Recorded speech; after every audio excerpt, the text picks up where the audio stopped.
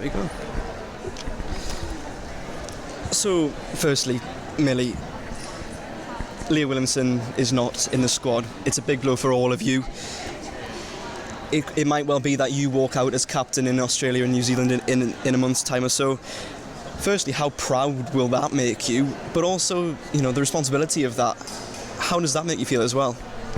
Yeah, I think there's probably not enough words to describe how you feel as a player, being able to lead your country out at a World Cup. I think it's the biggest honour you can possibly do, really. So yeah, I don't think there's enough words for that, and it probably will be like a pinch me moment. And yeah, I think my family will be extremely proud and yeah, just excited. But in terms of the pressure, I honestly don't feel any extra pressure. I've always kind of took pride in my behaviours and the standards that I set, not only for myself but for the group, whether I wear the armband or not, and it's same club and country. So for me, I've always made sure that I don't be anything other than myself, and then you don't have to try and be anything that you're not really and put that extra pressure on. So yeah, for me it's just about making sure that I'm leading by example, standards every day, standards for myself, performing. But yeah, for me it's business as usual, but yeah, it's an incredible honour. What sort of a captain will you be? Are you quite vocal on the pitch and in the dressing room? Dressing room pretty chilled. We'll probably have our silly moments if songs are, and the girls are everyone's quite different in the training room, but quite good at reading, what people need at different times. On the pitch, I think it'd be hard for you to tell me to be quiet. I don't think that makes a difference whether I'm captain or not. I think especially being at the back as well, you've got to communicate from the back and kind of lead at the back anyway. But yeah, I'll just be the same Millie that you see day in, day out. Obviously, you mentioned leading from the back there. When it comes to thwarting the world's best attacks, the likes of America, Germany, France, etc., how do you go about that? I assume preparations have gone well so far. Yeah, you've just got to be extra prepared. You've got to know what you're coming up against. You've got to do your analysis on the forwards, but I think we've seen a lot of kind of each team and what's to come. But for me, it's just making sure that you're prepared as a team, really, to take care of the opponents, and that's something that we really pride ourselves on. So yeah, nothing will change in that respect. And finally, as I mentioned at the start, there are a few key injuries to the squad at this World Cup. There are a few players missing. How do you rate the squad's adaptability and ability to overcome adversity such as that? Yeah, we're obviously super gutted. I don't think we want to see any player miss a major tournament or miss any time and even go through those injuries at all. So I think all the girls, we were really gutted for them, but it's part and parcel of the game, and we have to move forward and look forward, and we've got an unbelievable squad, and people have come in and stepped up and are ready to fight for the team, and that's what football's all about, and being a part of an amazing group. Well, I'm north. I know, because you was it Berwick originally from? I was born there, but yeah. I was born there because my family on Holy Island. Blimey, I've been to Holy Island. It's lovely, to be fair. No, we stayed there for I was there for my first 2 years of life, and then moved to Alnwick. Alnwick's lovely as well. Yeah, Alnwick's great. I love Alnwick. I used to love the gardens and the castle when I was a kid. Anyway, Lucy, you've had a long and very decorated career in football, which of course, as I've just mentioned, started in the northeast. How much does that area of the world and all the footballing prowess and history that's embedded into that area mean to you, and how has it helped develop your career? Yeah, I think we've seen in the history of the women's team especially, the men as well, but the women's team, when I played for England, there's been so many players from the northeast. I think that passion and that just of football from your parents, from your grandparents, from your neighbours, from everybody is just kind of ingrained in you from a young age, and also that kind of having to work a little bit harder than everybody else. We always said that, all the girls from the northeast, we were like, we're the ones that run the most on the pitch, we're the ones that do all the extras on the pitch. It just seems to be like that northeast in the water or something up there. It's the passion for football, the passion to want to make something of yourself and work really hard for it. Obviously, you have spent a lot of time abroad in your career as well, on the continent playing football. Is it good then to come back to England and join up with the girls here at St George's Park and just sort of have a taste of home a little bit, I guess? Yeah, definitely. I love playing abroad. I love being in France. I love being in Spain at the minute. But yeah, it's lovely to come back, especially as part of the England team. These are the girls that I've some of them I've known for more than half my life and played through the younger age groups with them.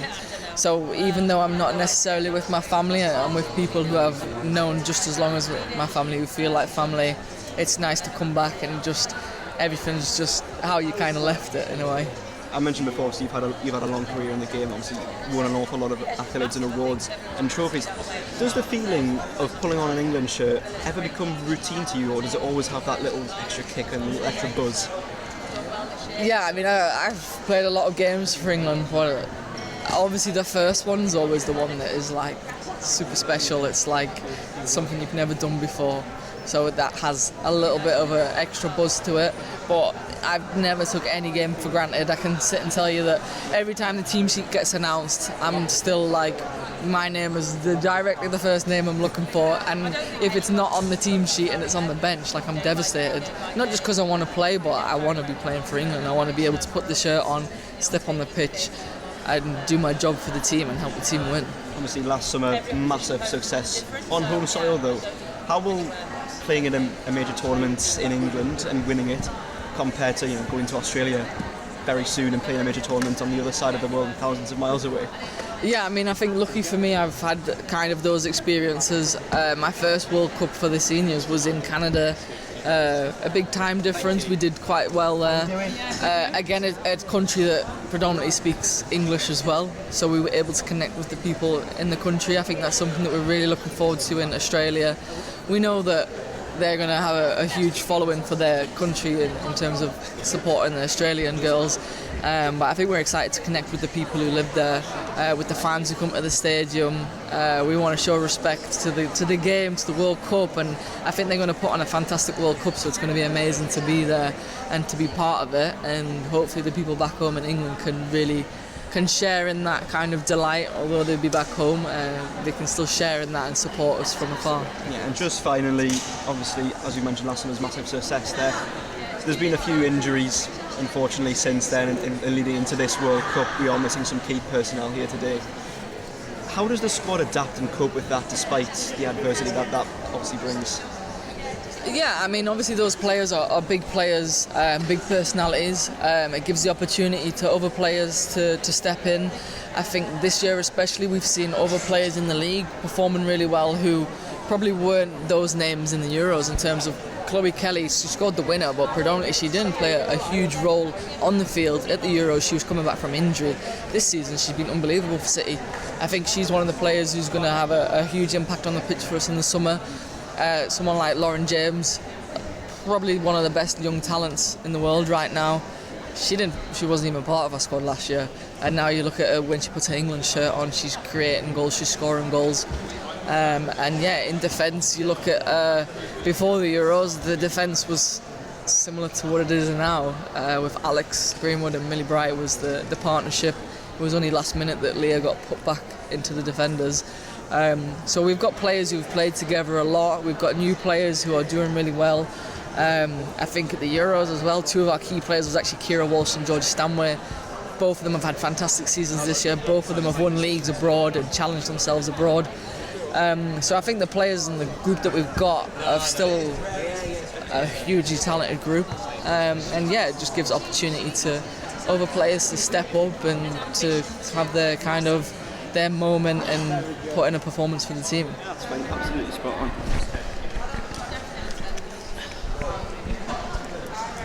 Chloe, firstly, I mean, I think I have to start with the obvious as to what happened last summer.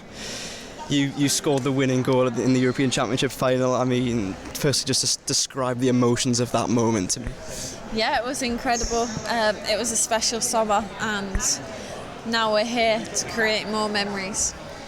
Do you think that the emotion and the pressure of that moment last summer has sort of prepared you for this moment in your career and sort of like developed you and made you more mature, perhaps? Yeah, I think every moment that we have in our lives shape you to the person you are today. And for me, I think it makes me enjoy every moment, embrace every moment, but live in the now. And that's what I'm really excited to do in Australia.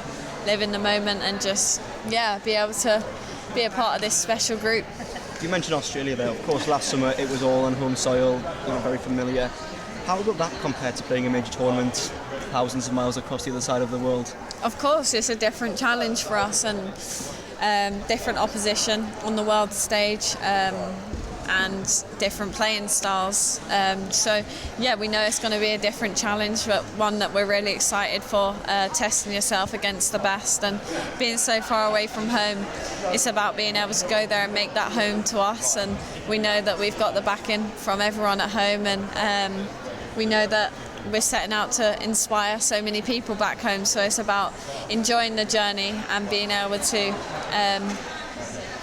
make a bond with back home, even though you're so far from home. You mentioned inspiring there. Of course, last summer we saw thousands come out to support you. We're here at St George's Park, the home of English football. What does that say about the health of women's football and just how much passion there is for it these days? And of course, you're inspiring many people around the country. Yeah, I think it's great. I think we were those kids one day with a dream, and to be able to be here now is amazing. And I think we can see how far the game has come, but also where it can go to. I think it's very exciting for the women's football. And just finally, what's it like playing under Serena England? Yeah, it's great. A great manager. You can learn so much from her and her staff too.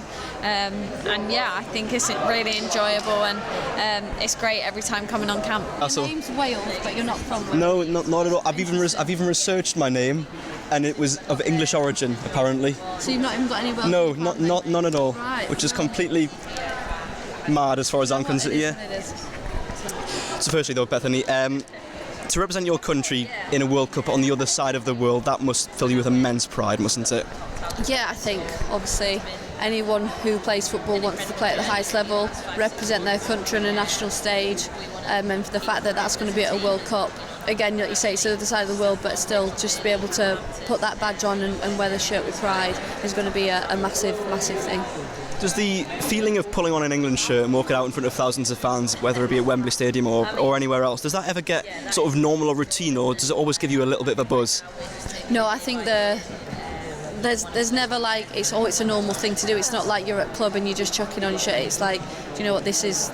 Not that club's not a big thing, but obviously say you're representing your country, your family, like everything about it is such a bigger occasion, and I think it just makes it all the more special every time that you put that shirt on and you know that you're getting another cap helping your country. Obviously, following last summer's success, there's been a few key injuries in this squad. That we are missing a few, obviously Leah Williamson, Beth Mead, for example. How does this squad go about adapting and changing itself to cope with such adversity?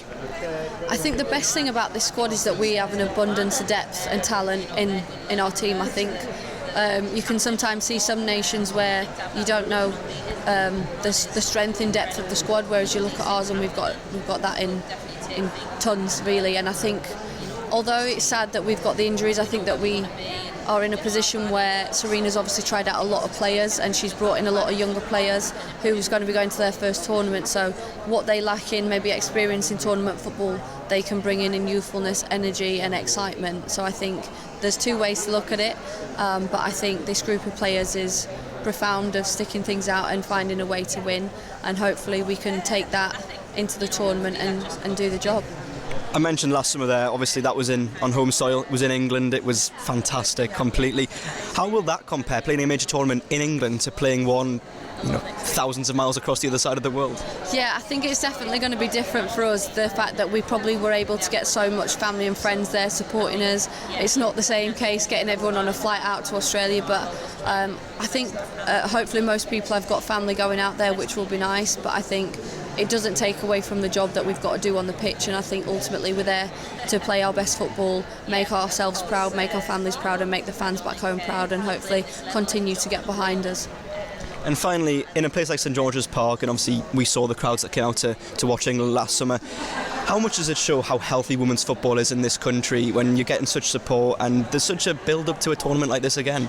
Yeah, the support's been huge. I think obviously you look past in the last 12 months the amount of media coverage, the amount of investment, the amount of probably big sponsors that want to come in and get on board and be a part of the journey that we're on is only going to grow the women's game even further and help us achieve what we want to achieve. And I think the biggest thing is that we're making sure that for the later generations coming through that we're leaving the sport in a better place than that we found it.